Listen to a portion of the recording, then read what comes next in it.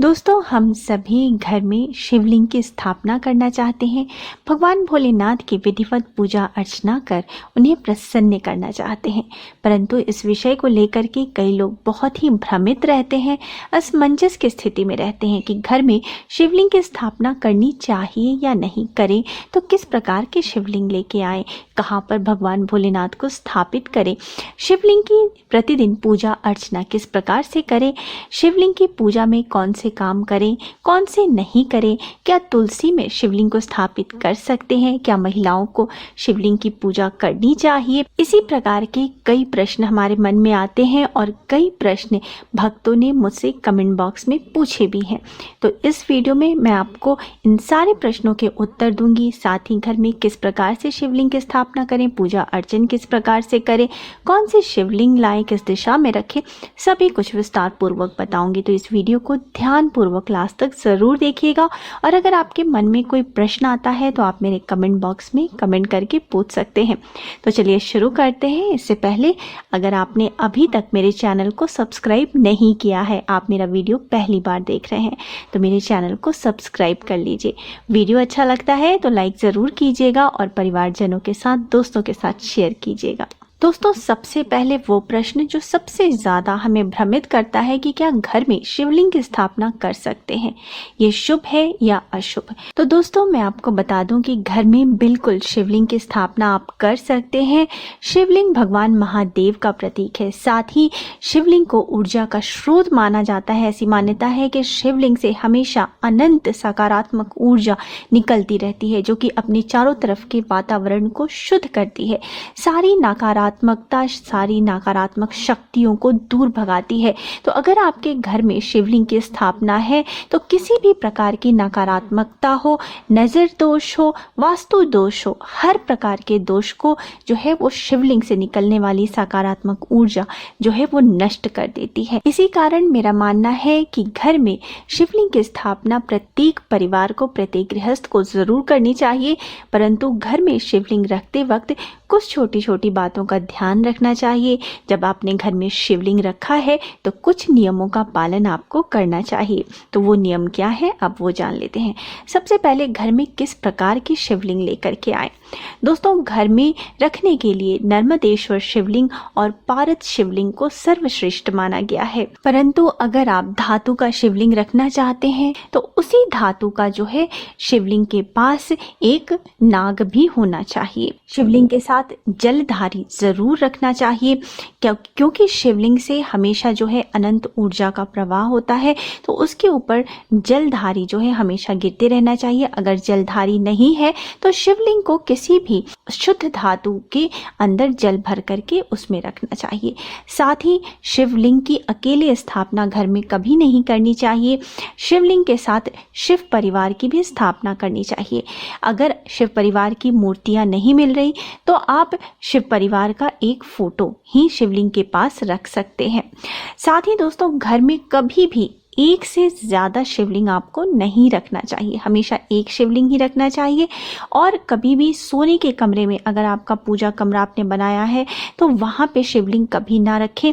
किसी खुली जगह में या फिर आपके पूजा स्थान में शुद्धता पूर्वक शिवलिंग की स्थापना एक शुद्ध तांबे के या पीतल, सोने, चांदी के आप प्लेट में, परात में शिवलिंग की स्थापना करें। साथ ही घर में जब आप शिवलिंग लेकर के आते हैं तो इस बात का ध्यान रखें कि शिवलिंग जो है ज़्यादा बड़ा नहीं होना चाहिए। आपके हाथ के अंगूठे के सबसे ऊपर वाले पोर से बड़ा शिवलिंग का आकार नहीं होना चाहिए। बड़ा शिवलिंग जो है वो मंदिरों में स्थापित किया जाता है, घर के लिए छोटा शिवलिंग ही पर्याप्त है। साथ ही घर में शिवलिंग की कभी भी प्राण प्रतिष्ठा या स्थापना नहीं करानी चाहिए। अचल प्राण प्रतिष्ठा शिवलिंग की मंदिरों में की जाती है। घर में हम गृहस्थ हैं, हमसे छोटी छोटी गलतियां होती रहती हैं, या कभी किसी कारणवश, किसी अशुद्धतावश हम पूजा नहीं कर पाते हैं, या हमें कहीं बाहर जाना पड़ता है, या हमें अपने पूजा का स्थान या शिवलिंग का स्थान बदलना पड़ता है।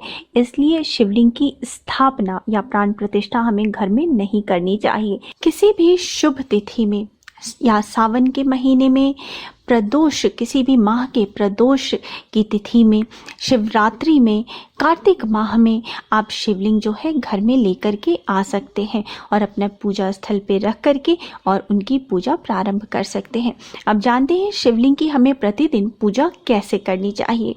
दोस्तों, शिवलिंग की पूजा भी हम उसी प्रकार से करते हैं जैसे हम घर में अन्य देवी देवताओं की पूजा करते हैं, परंतु शिवलिंग की पूजा में कुछ छोटी छोटी बातों का हमें ध्यान रखना चाहिए। सुबह सवेरे जल्दी उठें, स्नान आदि से निवृत्त होकर साफ स्वच्छ वस्त्र धारण करें, अपनी पूजा स्थल को भी अच्छे प्रकार से साफ कर लें।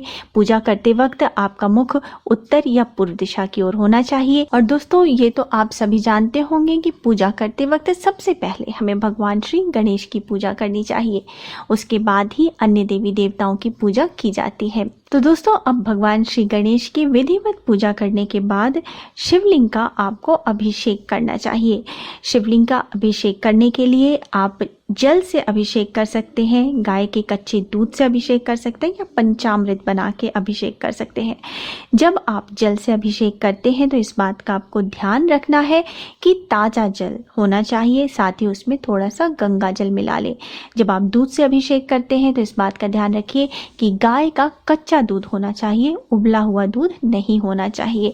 और पंचामृत बना करके जब अभिषेक करते हैं तो गाय के कच्चे दूध में थोड़ा सा दही, घी, शक्कर और शहद मिलाकर के पंचामृत तैयार हो जाती है। इस प्रकार से शिवलिंग का अभिषेक करने के पश्चात जो है आप भगवान को धूप दीप दिखाएं, फूल, बेलपत्र, सभी पत्र भगवान शिव का प्रिय भांग, धतूरा ये सब अगर उपलब्ध है तो आप अर्पित कर सकते हैं। नहीं है तो जो भी आपके पास चीज़ें उपलब्ध है वो आप भगवान को अर्पित करें। भगवान शिव को अष्टगंध चंदन अर्पित करें और इसी प्रकार से आपको समस्त शिव परिवार का भी पूजन करना चाहिए। अब दोस्तों, आपको शिव जी की पूजा में कुछ बातों का ध्यान रखना चाहिए। शिव जी को हम कभी भी तुलसी पत्र अर्पित नहीं करते हैं। उसी तरीके से केतकी का फूल शिव जी को अर्पित करने से मना किया गया है। वहीं सिंदूर या हल्दी या श्रृंगार की सामग्री जो है हम शिव जी को अर्पित नहीं करते हैं। श्रृंगार की सामग्री अगर आप अर्पित करना चाहते हैं आप माता पार्वती को अर्पित कर सकते हैं। साथ ही जब आप शिव जी को प्रसाद अर्पित करते हैं तो अगर आपने शिवलिंग के ऊपर जो प्रसाद रखा हुआ है उस पे भगवान शिव के दूत जो कहे जाते हैं उनका अधिकार माना जाता है। तो दोस्तों, शिवलिंग के ऊपर चढ़ाया हुआ प्रसाद हमें ग्रहण नहीं करना चाहिए, परंतु हमें शिवलिंग के ऊपर थोड़ा सा प्रसाद जरूर चढ़ाना चाहिए। प्रसाद ना हो तो बेलपत्र या शमी पत्र या एक पुष्प ही हमें शिवलिंग के ऊपर जरूर रख देना चाहिए। इस प्रकार से शिवलिंग की पूजा आराधना के बाद भगवान शिव के मंत्र ओम नमः शिवाय का कम से कम जो है 108 बार अर्थात एक माला रुद्राक्ष की माला से जप करना चाहिए।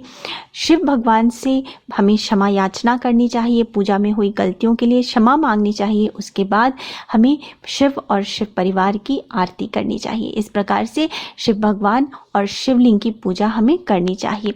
अब ये प्रश्न भी बहुत आता है कि क्या शिवलिंग की पूजा महिलाओं को करनी चाहिए? बिल्कुल, शिवलिंग की पूजा हर कोई कर सकता है। शिवलिंग की पूजा पुरुष हो, स्त्री हो, कुंवारी कन्या हो, बच्चे हो, बालक हो, हर कोई शिवलिंग की पूजा कर सकता है। श्रद्धा पूर्वक शिवलिंग की पूजा करें। भगवान भोलेनाथ बहुत ही भोले हैं, अति शीघ्र अपने भक्तों से प्रसन्न होते हैं और उनकी सारी मनोकामना पूर्ण करते हैं। बस मन में भक्ति भावना और श्रद्धा होनी चाहिए। अब महिलाएं ये सोच के भी बहुत परेशान होती हैं कि अगर शिवलिंग घर में लाएं तो पीरियड के समय उनकी पूजा कैसे करें। दोस्तों, पीरियड के समय तो पूजा नहीं कर सकते हैं। घर में कोई भी और अन्य सदस्य हो तो वो इस दौरान शिवलिंग की पूजा कर सकते हैं। भगवान भोलेनाथ को एक लोटे जल में ही सब कुछ डाल करके आप उनका अभिषेक कर दें, धूप दीप दिखा दें, थोड़ा सा प्रसाद अर्पित कर दें, बस हो गई शिवलिंग की पूजा। तो पीरियड के समय घर का कोई और अन्य सदस्य शिवलिंग की पूजा कर सकता है। एक प्रश्न और किसी ने मुझसे पूछा था कि क्या तुलसी के पौधे के पास शिवलिंग रख सकते हैं? तो नहीं, तुलसी के पौधे के पास शिवलिंग को स्थापित नहीं करना चाहिए। पौराणिक कथाओं के अनुसार वृंदा अर्थात तुलसी के पति जालंधर का वध भगवान शिव ने किया था। इसी कारण शिव जी को तुलसी न अर्पित की जाती है और न ही तुलसी के पौधे के पास शिवलिंग रखना चाहिए। अब ये भी प्रश्न आता है कि जो हम शिवलिंग का अभिषेक करते हैं और जो जल होता है उस जल का क्या करें। दोस्तों, वो जल बहुत ही शुद्ध और शक्ति से परिपूर्ण है, सकारात्मक शक्ति से परिपूर्ण है। उस जल को घर के प्रत्येक सदस्य को प्रसाद रूप में ग्रहण करना चाहिए, आचमन करना चाहिए। उस जल को आप पौधे में डाल सकते हैं। उस जल का छिड़काव आप अपने घर में कर सकते हैं, जिससे कि घर की शुद्धि हो और घर से किसी भी प्रकार की नकारात्मकता दूर हो। खासकर जो बच्चे पढ़ाई कर रहे हैं या जो लोग घर में बीमार हैं, छोटे बच्चे हैं, उन पे उस जल का छिड़काव जरूर करना चाहिए। उम्मीद है दोस्तों इस वीडियो में शिवलिंग की स्थापना और पूजा विधि से संबंधित आपकी सभी शंकाएं दूर हुई होंगी। अगर अभी भी आपके मन में कोई प्रश्न है तो आप कमेंट बॉक्स में कमेंट करके पूछ सकते हैं। अब मिलते हैं अगले वीडियो में, तब तक स्वस्थ रहिए, सुरक्षित रहिए और अपना बहुत बहुत ध्यान रखिए। जय माता दी।